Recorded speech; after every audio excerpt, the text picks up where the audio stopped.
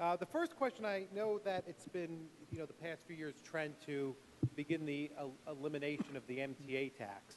But I just want to go visit two special areas, and I want to start off with library districts. In the downstate MTA zone, are the libraries still subject to the MTA tax?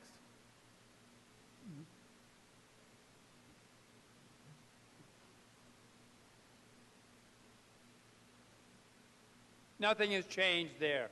Okay. And I guess, if it hasn't changed from past years, I believe the library districts pay the MTA tax and it's reimbursed through state aid. Yes. And it leads me to my next question in terms of community colleges. Downstate area, do the community colleges still pay an MTA tax?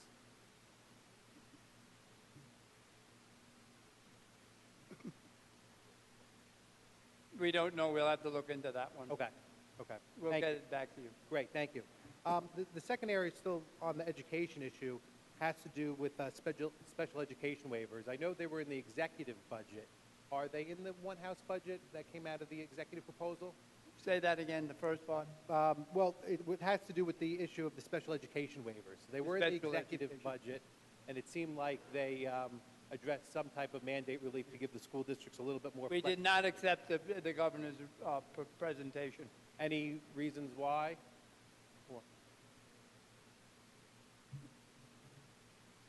We'd like to have a single standard. Okay. And that's why we did it. Statewide.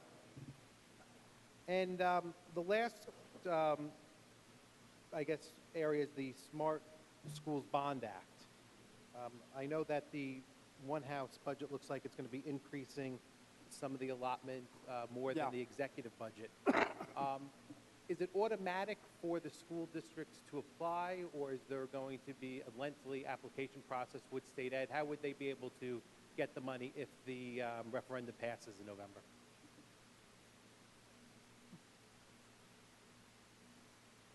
They'll submit a plan, and then when they build it, they'll apply for the money and they'll get it.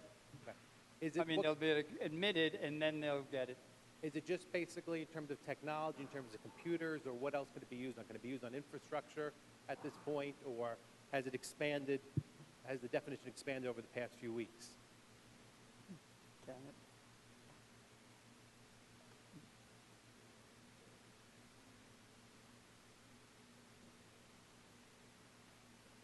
Top one or the middle one? The bonds will allow classroom technology projects, classroom connectivity projects, pre-kindergarten classrooms, and that's a good one, and the replacement of transportable classroom units. The funds would not be authorized for community connectivity projects.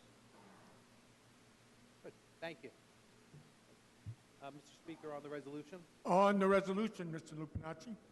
Well, I believe that the one-house budget does have some good points to it. I still think it's lacking in several areas. I know my colleagues did speak about the gap elimination adjustment reduction, but it's still that we are $1.28 billion short across our state in terms of the funding that our school districts need.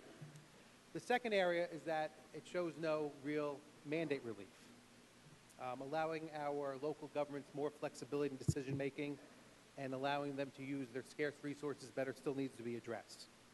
But the one area that particularly hits my district pretty hard, and two of my colleagues already spoke on it, is the Sagamore Psychiatric Children's Center. Currently, this children's center serves all of Long Island, and there's not one school district or someone that hasn't shown a story of how successful this program has been.